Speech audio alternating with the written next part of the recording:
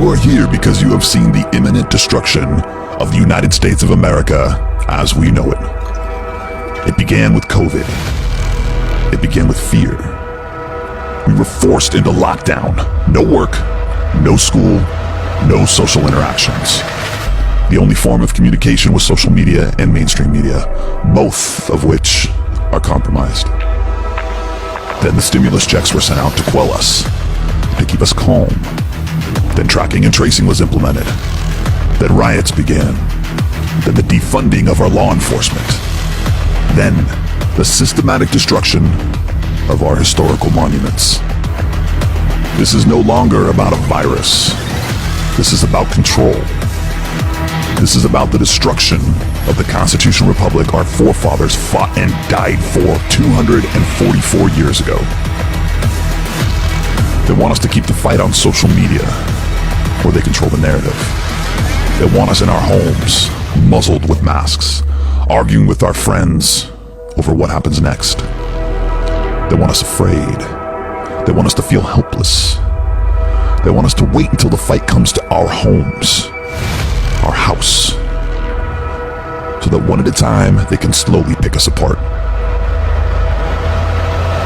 They want to make an example of us and do it while we're not organized, while we're not in great numbers or in masses. This is not about a virus. This is about division. This is about taking away our freedoms one at a time, slowly, so that by the time you recognize what's happening, it is too late. You are witnessing the destruction of the republic and the installation of socialism and communism. But you are here because you've seen this all coming. You are here because you have a voice that has not been heard. You are here because you are the lifeblood of this great nation. We are the silent majority, and we are done being silent. For massive change to occur, massive action must be taken. I want you to remember this. It comes straight from our Declaration of Independence. That whenever any form of government becomes destructive of these ends, it is the right of the people to alter or to abolish it. It is their right, it is their duty to throw off such government and to provide new guards for their future security. This fight is in your hands. The success of this mission is in your hands. Nothing like this has ever been done before. And I'll say it again. We are the silent majority. We are limitless. We will succeed. This is our country, and we are taking it back. Patriots, this is your call.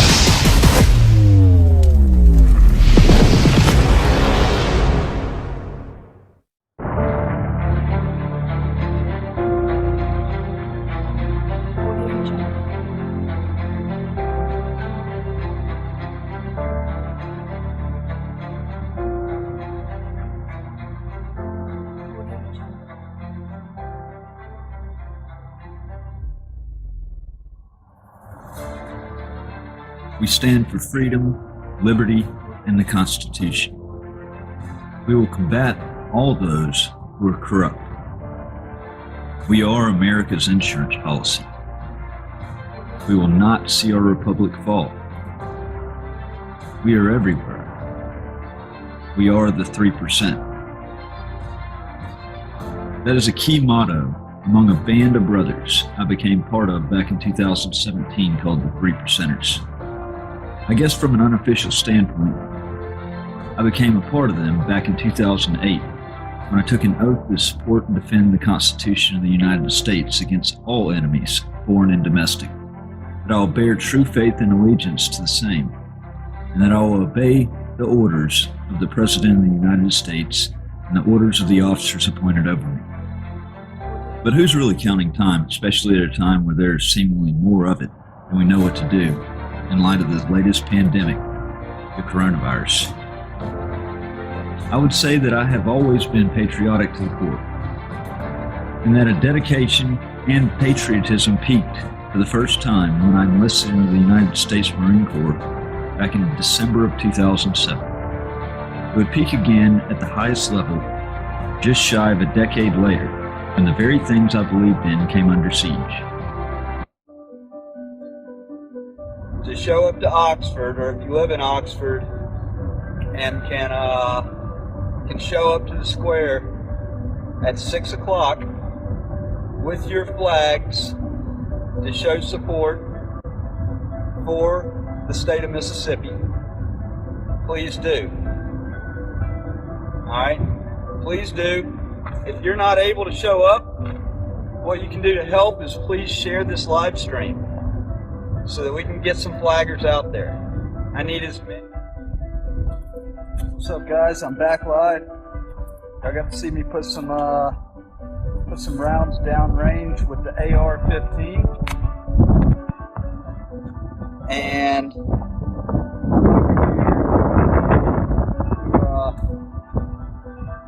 I'm gonna let my boy Hayden hold my phone. I'm gonna do a little quick 20 with the nice 4K aerial video, and I'll also probably be live streaming that to Facebook as well while it's in the air. Okay, well, you know what else is public knowledge? What is this? Go ahead and let the world know.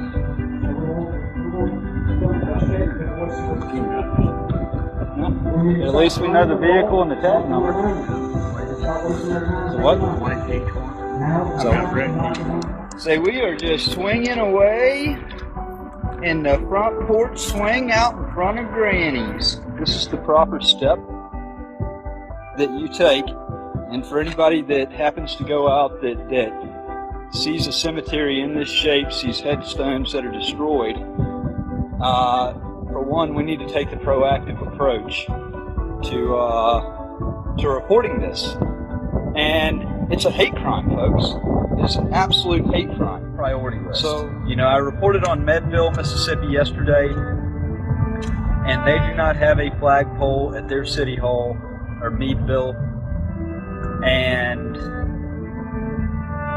there should never be a city that takes state funding, state-funded tax dollars, and also has their own tax money that they collect themselves, and not be able to afford to put a flagpole up.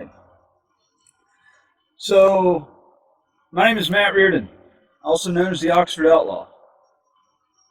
3 years ago, I was unlawfully arrested May 1st, standing in front of the Confederate statue holding the state flag of Mississippi, and this was reported on in many different outlets. It was reported on even in many court filings that I was arrested for waving the state flag of Mississippi and not having a permit. Now, I'm a Marine Corps veteran. I took an oath to support and defend the Constitution of the United States against all enemies, foreign and domestic. And I took this oath back at the end of 2007. Actually, I joined in December 2007. Went to boot camp. So I did a MEPS, swearing of the oath. I did a Parris Island, swearing of the oath. My oath never expired. There's nothing in that oath that says that it expires when you get out. Now, I've talked about this, and it's because anytime somebody joins the military, takes that step, they write a blank check to the government for an amount up to and including their life. They don't know where they're going to go, but they're following orders. So, unlawful arrest was made May 1st, all because I was standing on public property in a place that did not want the state flag flying. That was ultimately That was me petitioning the government for a redress of grievances, among other things, during the month of May of 2017. May 26th, I was arrested. I was surrounded on the square by deputies who pulled me out of my car, brought me to the jail, wouldn't tell me what they were charging me with until they got me there. And it was at that point that I was told on or before May 8th that I had put Todd and Ashley Lynch in fear of their life with an AR-15.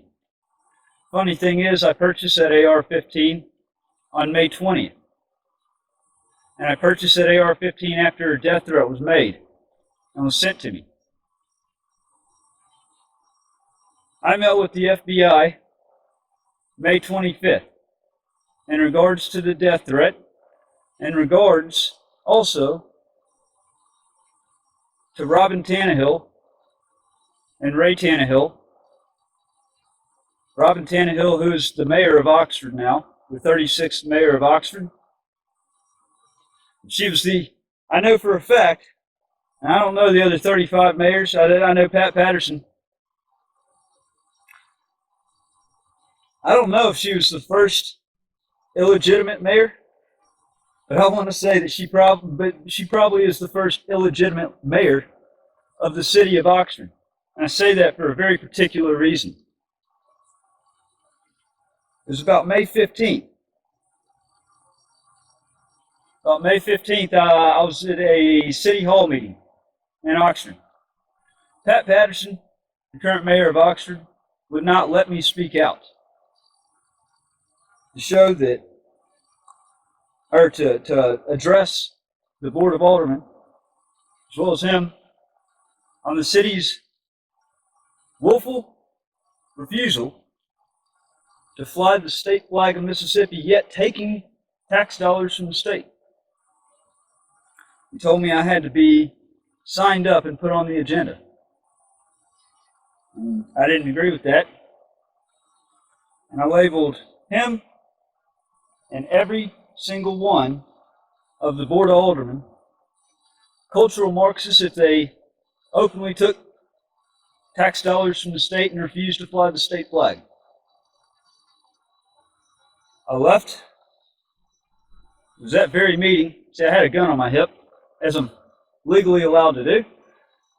Mississippi is a constitutional carry state, signed into law, constitutional carry, signed into law by Governor Bill Bryant at the time. So I'm doing what I'm legally allowed to do, legislatively allowed to do, which is address our government, and now supporting my Second Amendment right. Holster. May 20th, I go and I get the AR-15 after it was reported that I had a death threat on me. And I wanted an AR-15 for a while anyway, so that just gave me a perfect excuse to get it. May 23rd, or May 22nd, Robin Tannehill and her husband Ray, who is a well-known attorney here in Oxford. See, Ray acted as her attorney in taking out an emergency injunction against me, which I was hunted down, pulled over on campus by 2 sheriff's deputies on May 23rd.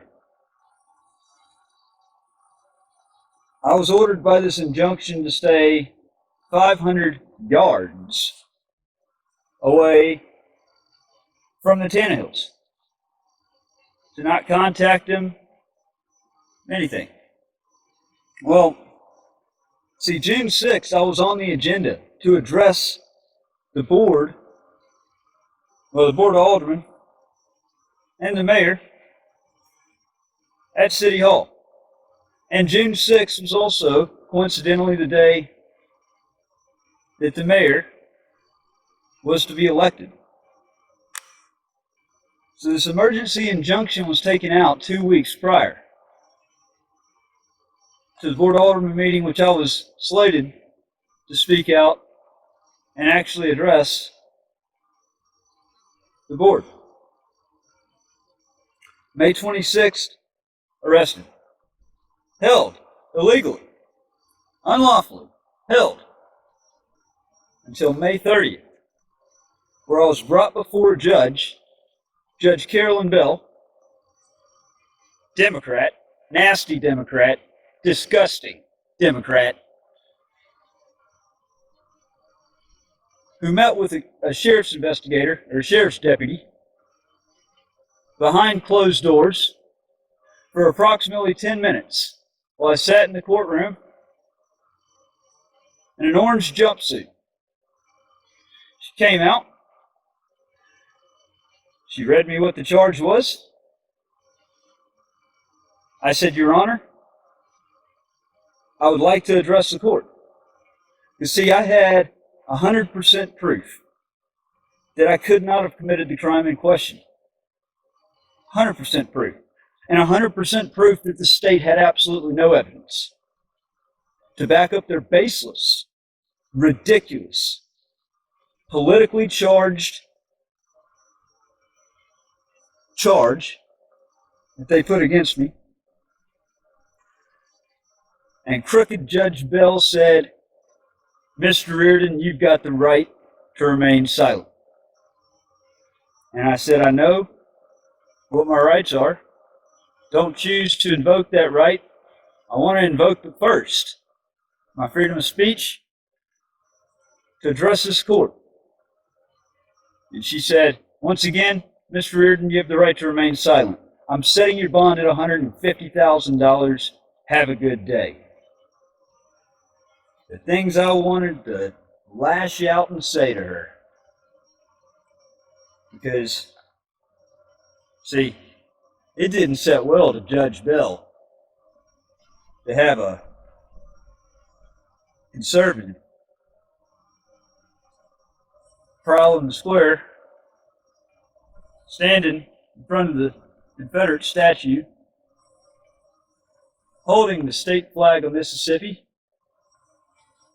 having a gun on his hip. That did not set well with this judge. Long story short, just to save a whole bunch of time, because God knows I've got plenty of videos about all this, about all the factual detail. On July 7th of this year, so I went back to Oxford after being banished from the city of Oxford in Lafayette County for 5 years. Well, for the term of my supervised probation, I returned to Oxford about 3 months ago to go into a discovery phase, if nothing else, to document everything and to get to the bottom of all of the disgusting corruption that I didn't even have a sliver of a piece of knowledge at exactly how disgusting and corruption-ridden this case was, the Sheriff's Department was, the FBI was, the U.S. Attorney's Office is. God, these people are literally, I mean, I've never in my life witnessed just mind-boggling, unsurpassable amounts of corruption.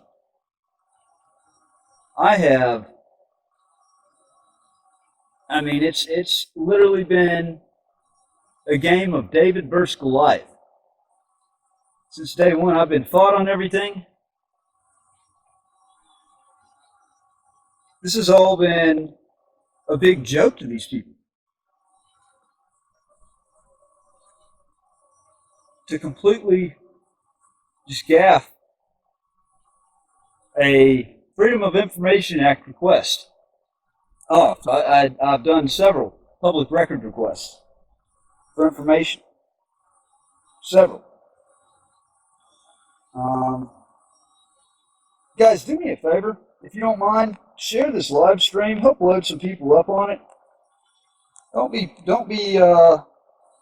Please, don't be part of the problem, like the corrupt news media that is trying to shuffle this under the table. Not one news station, every single one of them, have gotten the evidence, have been presented the filing, and I mean there's not the first one that has reached out for an interview on this particular scandal. This is a public corruption scandal, a quid pro quo public corruption scandal that benefited 4 different parties. It involves 2 different agencies, at least 2, might even be 3, it might even be 4 that I figure out by the end of it. But I know the Lafayette County Sheriff's Department, I know the FBI, those 2 agencies are complete obstructionist clowns. I say that with confidence, clowns. I'm not against law enforcement. I think our society needs law enforcement. Look at Portland. Look at St. Louis. Or not St. Louis, look at Chicago. If that's not evidence of it, I don't know what is. The problem is, it's a cancer called trickle-down corruption that is absolutely, literally plaguing agencies and departments across our country. When you have orders that come down from the top that others have to follow, and it's either follow it or face repercussions, possibly even losing your job. And it pins good people into a conflict between good and evil. And that's where we find ourselves right here with this. See, I have no fear. I'll climb the tallest of mountains. I have no problem aiming to take the head off the snake when it comes to corruption. It's part of my oath. It's part of my oath that I'll carry with me for the rest of my life. Hey Ann, how you doing? Thanks for tuning in. I know it's late. I wish I would have come live to deliver this just a little bit earlier. I'm going to take a quick 1-minute break. I'm going to send this over to the movie trailer for Riding with the Outlaw. If you haven't gone to the Riding with the Outlaw Facebook page yet, please go there. Like and follow the page. I don't actively update that Facebook page like I should, so I'm going to make a concerted effort to definitely start updating Riding with the Outlaw more and more as far as the Facebook page. The Oxford Outlaw Facebook page, that's where you'll find me on most of the time. So if you have not followed the Oxford Outlaw yet, definitely follow that. Okay? Check out this trailer and go to ridingwiththeoutlaw.com to see all the evidence that I've uncovered up to this point.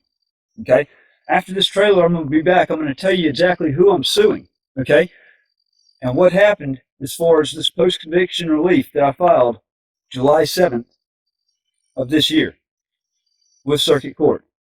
Stay with me.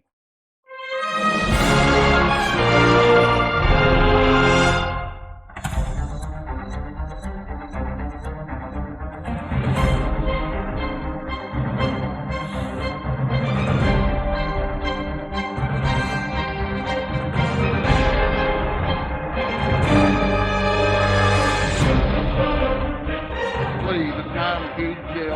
Uncle, what's your badge number, by the way?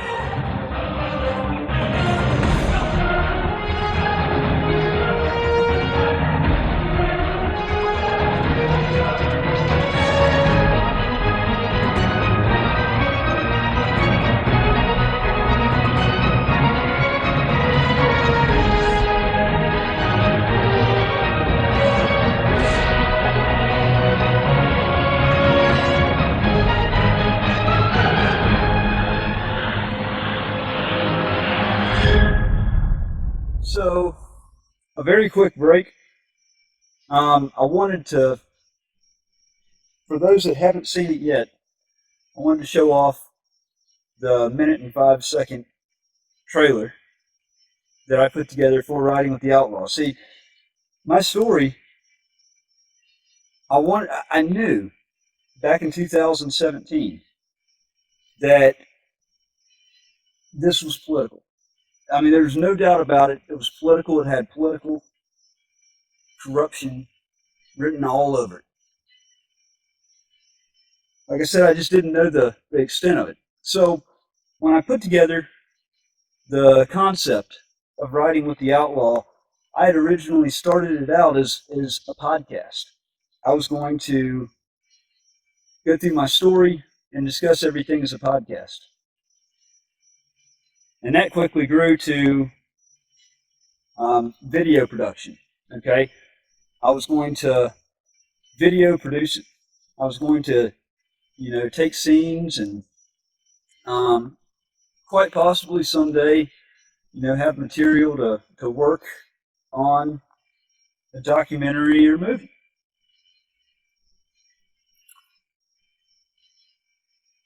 Then I actually decided I was going to make it a documentary. I started up a company called Outlawed Productions. Okay, I started up Outlawed Productions after I met with Sheriff Joey East.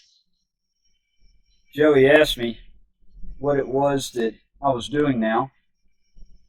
And one of the mayor's friends actually had destroyed a job opportunity that I had just started, helping a friend out, because she was friends with the mayor.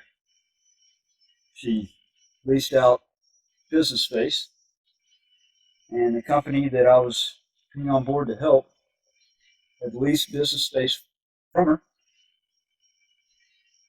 And she said, "Oh, Matt Reardon? No, you can't be up there." Her name is Cindy Meek Brown, by the way.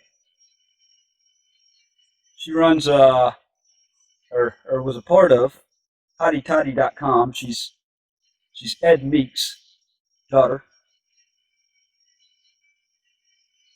She wanted to run around saying all types of just disgusting lies, the type of disgusting lies that you would expect from a disgusting liberal. She destroyed my income opportunity there. She destroyed my wife's income opportunity, who had also leased a space from her, paid her the money, and by the end of the day, the lease was canceled after Cindy finding out that my wife was married to me. See, I had her actually say, had her go by her maiden name for the purpose of that meeting. So, getting back to what I was saying. I don't really need that anymore. So I decided to make a documentary. I think it's actually turned out really, really good, especially up to this point. I published everything up to now. Uh-oh. Fading out a little bit. There we go. I'm back. So July 7th, I filed a post-conviction relief. I just saw yesterday, circuit clerk didn't do a good job of informing me that on the 29th of July, Judge Kelly Luther denied my post-conviction relief. Denied it. In fact, so, order denying relief requested. This cause is before the court on petitioner's motion for post-conviction relief. The court considered the relief requested in the motion pursuant to the Mississippi Uniform Post-Conviction Collateral Relief Act, Mississippi Code annotated Section 99-39-1. The petitioner alleges, inter alia, the respondent was in direct violation of the petitioner's First, 8th, and 14th constitutional rights at the time the plea was given. The petitioner also alleges he received inadequate representation. After reviewing the documents filed by the petitioner, the court finds it plainly appears from the face of the motion and prior proceedings that the petitioner is not entitled to any relief. The court finds the transcript of the plea and sentencing hearing in petitioner's criminal cause for aggravated stalking belies petitioner's claims for relief. Therefore, the court is of the opinion the requested relief is not well taken and is hereby denied. So, there are a few things here that really stand out.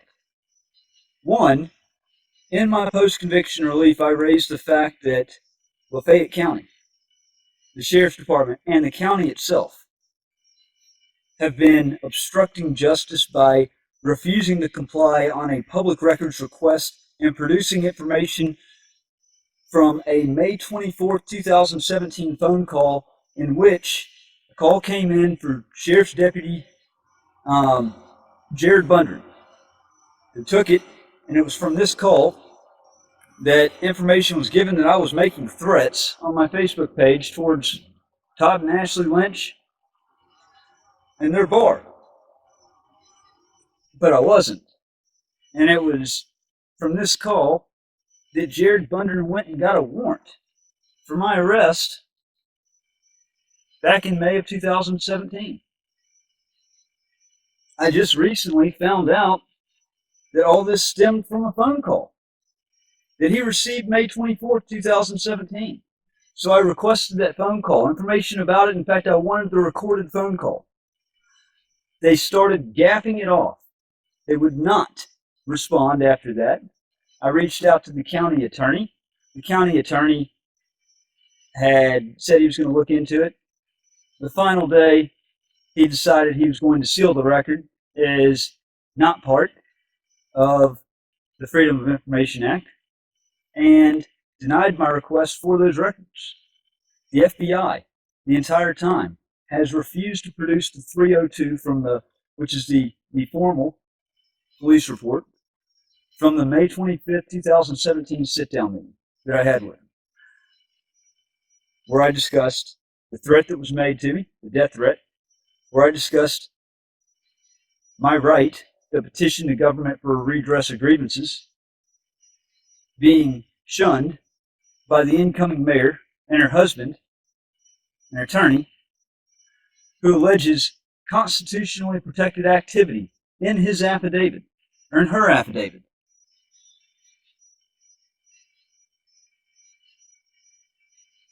None of that was addressed by the judge. In fact, even more concerning was Judge Kelly Luther, who denied this motion, was not even supposed to be on this case. That was the judge that had judged everything back in back in July of 2017. Judge Kelly Luther was supposed to have been recused from this because Judge Kelly Luther was made aware of all the details of the fraud committed by the county. Everything. Outside of court, he was made aware of it via a lengthy email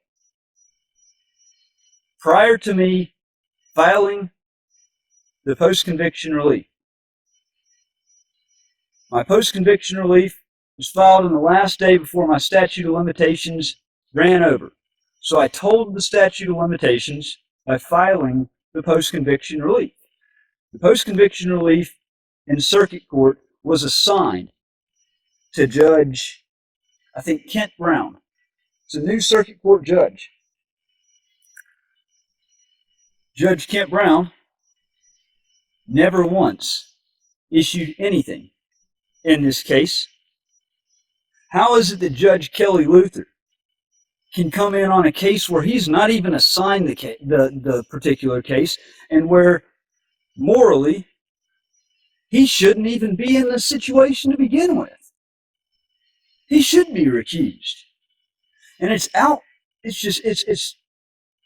outrageous to have judges coming in and making controversial calls like that on something where it's clear as day corruption exists. There was unsurpassable amounts of fraud conducted by the county, by the mayor, by attorneys, by the FBI, by the sheriff's department, to frame an innocent man, to disarm him, to get rid of him.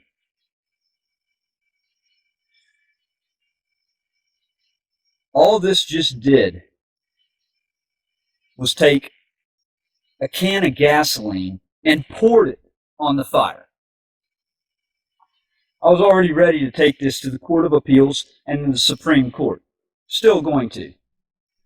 But I got a very nice, wordy response to circuit court that I'm going to file. I'm going to type up. I'm going to file as a motion in response to that. I'll also be filing a motion to compel with circuit court. I would like to see whatever judge, if we're going to have Judge Luther, which that needs to be struck completely off the case. Judge Luther has no business being on this case at this point. And by the way he responded, and basically saying the way that I worded my everything, which was worded, I thought, phenomenal. He didn't even address the main topics in it that were jaw droppers. Judge Luther needs to get the hell off of my case. And the circuit judge that is assigned to it needs to respond to these motions. Anything other than that is absolutely pathetic.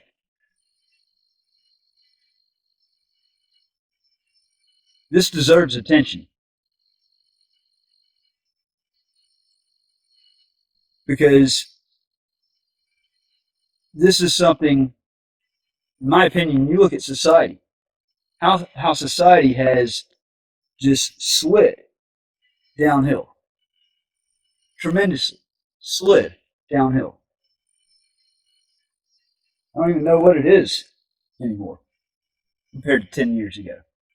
Now you got 53 different genders, and it's like they're adding genders and taking away bathrooms. So I mentioned a couple days ago, that I had a lawsuit to file. The first of many to come. And due to a couple of questions that I had day before yesterday, I didn't get that filed. Yesterday, I did not get it filed because I got hit with the shock of Judge Luther denying my post-conviction relief motion. So I'm having to respond to that. Don't have an attorney. I'm handling all this as my own attorney.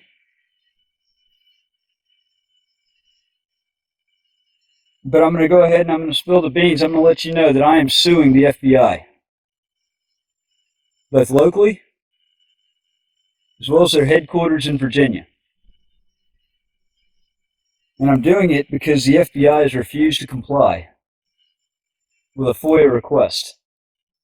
The Freedom of Information Act is, it's a cornerstone for our rights, for our society, and being able to have transparency in our government to help prevent corruption.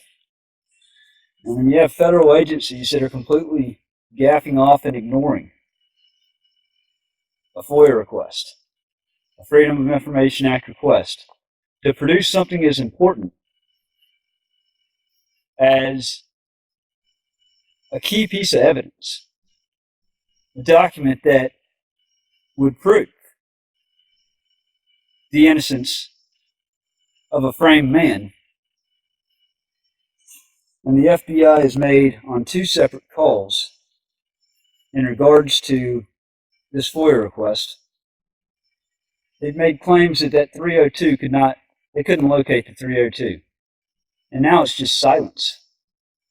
For about 2.5 months past when I filed the FOIA, where they are given 20 days to respond to it, to produce it. And I even put a rush on the documents. None of that mattered. And as I've said before, and I'll say it again, the reason why, well, there's 2 things, okay? A, the FBI had turned into a politicized weapon. And they had been a politicized weapon for quite some time. But they really showed their ugly face when President Donald Trump was elected into office. See, they never thought that he would be elected in the first place. And when he was elected, they threw every stop block, they threw just anything and everything they could at him. They tried to dig information up on the guy in unlawful ways. They unlawfully wiretapped General Michael Flynn. And it was at that same time, around that same time, that everything happened with me.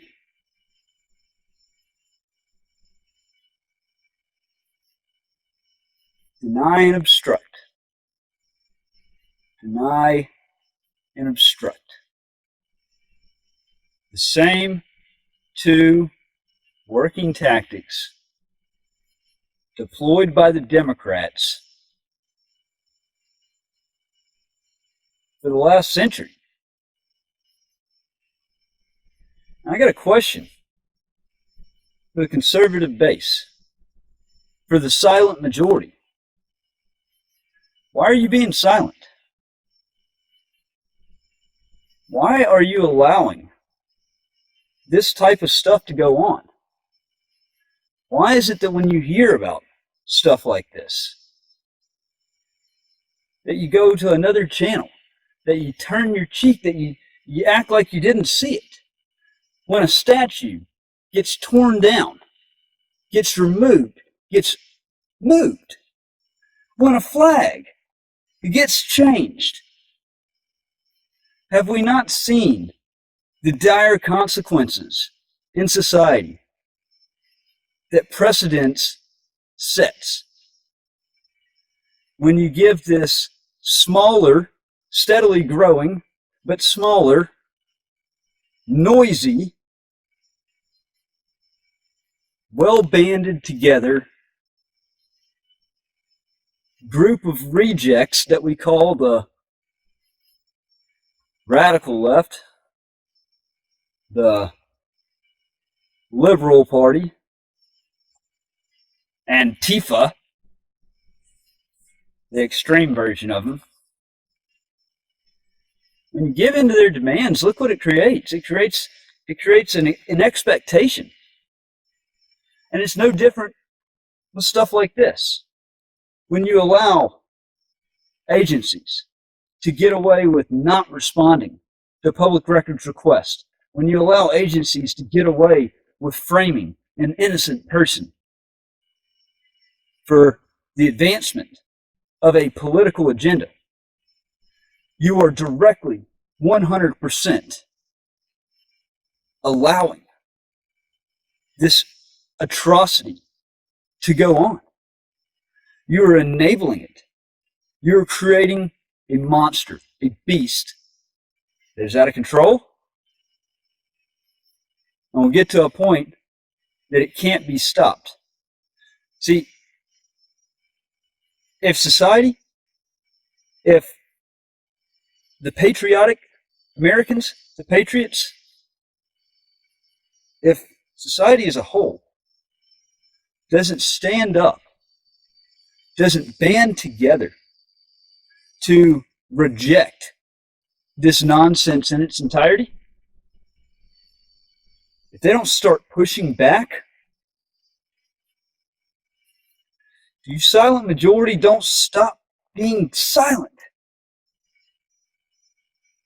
grow a backbone and a voice, folks. America is begging you to. Future generations need you to. Look at the millennials. That is a lost generation. I have not seen a more lost group of people than the millennials. What's even scarier is the people that are after them. The groups of people that are after them. And it's sad. I look down and I see a handful of people that are on this live stream. I also see a lot of people that have got on it.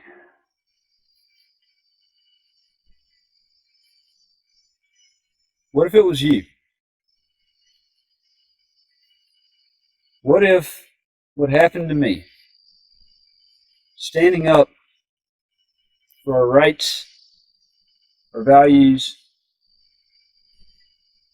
everything good? What if it was you these people came after? If they framed, if they put a $150,000 bond on your head and wouldn't let you speak to show that you couldn't have possibly done it?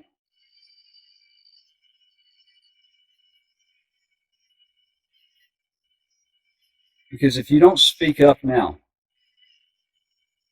you don't ultimately take a stand against this, especially with the way society is going, it's not a long shot to think that you could be that next person. Because when they realize that they can do it and they got away with it once, it's going to create something that ultimately they can use as a defense in the future. Well, we did it. Happened here. Becomes socially accepted. And society goes completely down the drain. I'm going to update the website. I'm going to post all the new filings on the website. I've got a lengthy lawsuit to finish drafting up against the FBI. They're in the chopping block first. Because there's absolutely no excuse for a federal agency to completely gaff off and ignore a Freedom of Information Act request holding key information that further proves the innocence of a framed man. For those that haven't seen the documentary yet, go to either the Riding with the Outlaw Facebook page, the Oxford Outlaw Facebook page. Make sure you follow both of them, by the way. Go to the website, www.ridingwiththeoutlaw.com. I've been publishing since day one, all of the evidence, all of my findings on the website. Because at the end of the day, it's the publishing of my findings, the proof, that really is the only thing that protects me. Because so long as that's out in the public domain, at least they know that, well, the proof's out there. Anything that they do to try to silence me at that point, it's easy to see it as retaliation.